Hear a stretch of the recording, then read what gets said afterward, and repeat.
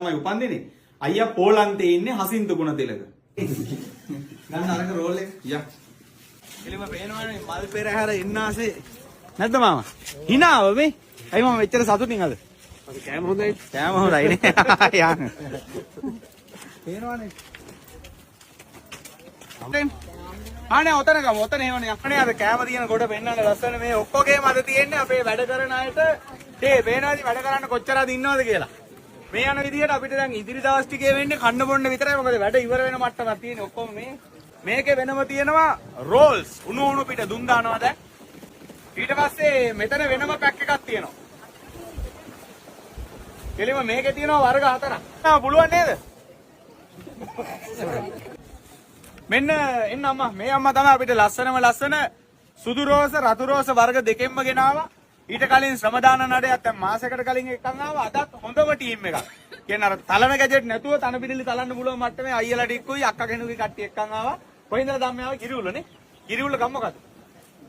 ගිරිඋල්ල මැද්දේ පොලේ ඉඳලා තමයි මේ අම්මාගේ නම දයාවති අම්මා. දැන් තුන්වෙනි වීඩියෝ එක මම හිතන්නේ දයාවති අම්මා.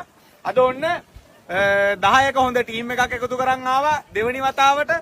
අද වැඩ කරන හැමෝටම මේ වගේ පාර්සල් 50 ගාණක් මේ උපන්දිනේ සමරන හසින්ත ගුණතිලක අයියා වෙනුවෙන් හොරණ ජීවත් වෙලා ඉන්න චාමලී නිසංසලා අක්කා විසින් වැඩ කරන හැමෝටම බනිස් රෝල්ස් එවලා තියෙනවා. ඉතින් කට්ටිය අම්මා මේකෙන් එකක් දෙන්න මං රෝල් එකයි බනිස් ගෙඩිය දෙන්න. අම්මා ඔතන ඉඳලා අයියා සෙට් එකම පෙන්නන්නයි රෝලුයි ඔක්කොම එකට තියන්න. මෙන්න මේ ටික අද හම්බෙනවා.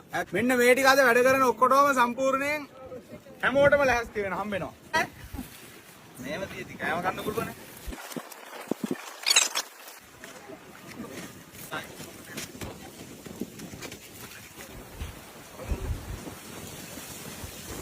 චතුරංගලත් ඔන්න හම්බුණා.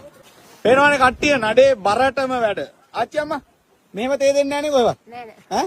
සමදාන වලට ගිහින් මෙහෙම දෙන්නේ නැහැ නේ. ඔන්න කට්ටිය වැඩ. චූටි. ඔන්න මේ අයියලාත් ඉන්නවා වැඩ. ඊට පස්සේ මේ අක්කා අයියා වේවලා ආයෙ බනිස් පැකට් එකක් ඉල්ල ගත්තා. මාර කෑමනක් අක්කා.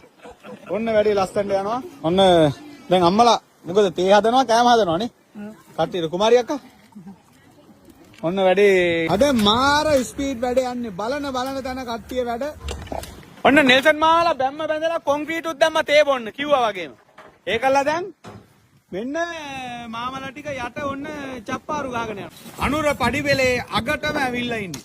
වලස් අයියා සුද්ධ කරගෙන යනවා. ඒකත් දැන් ඉවර වීගෙන එන්නේ. මේ දෙන්න හලනවා හැලිල්ලක් වැලි ඉවර යන්නේ. ඔන්න උඩ පඩිපෙල ගහලා දෙවනි කෑල්ලේ පඩිපෙලක් ගහන්න පටන් ගත්තා. ඔයාලට ආවම මෙතන තමයි වාඩි වෙලා ඉන්න ලස්සනට බංකුව අදින්නේ. අනුර අයියා දෙවනි පඩිපෙල යනවා නේද? අයියා මොකද තාත්තේ උඩ ටික තලලා ඉවරද? මාත්‍යා මාම ඉවරයි නේ. මේකේ පඩිපෙල එන්න ඕන තැන අපි දැන් ඔන්න කුඤ්ඤ ටික ලස්සනට හැඩ කරලා ගහගත්තා. ඔන්න වලස් අයියත් තමන්ගේ වැඩේ දැන් සාර්ථකව ජයග්‍රහණය කරන්න බලාපොරොත්තුෙන් වැඩේ යනවා. වලස් අයියා මොකද තාත්තේ සුද්ධ කරලා ඉවරයි නේ. දැන් වතුර ටික ගහ ගන්න තියෙන්නේ මේ ඉන්නේ සපෝට් එකට ආපු අපේ අයියලා දෙන අයියා වැඩේ යනවා නේ හොඳට. මොකද තාත්තේ කුස්සුර ටික නෑ තියෙන විදිහට ෂේප් කරලා දාන්න.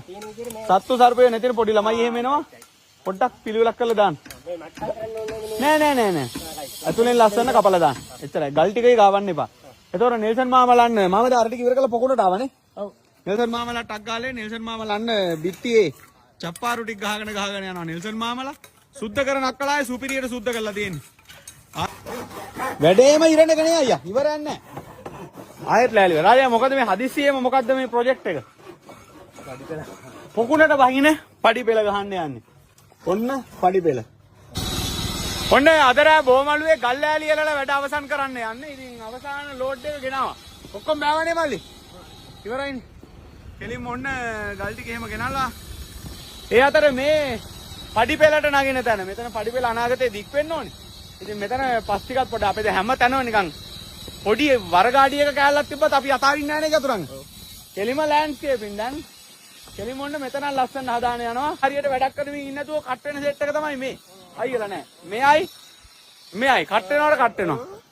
මේගොල්ලෝ වැඩ කරා සෑහෙන වැඩ කරා. ඊළඟට පස් තරන්න දුන්නා. ඒ ටික ඉවරයි ගල් ලෝඩ් එකක් බෑවනේ.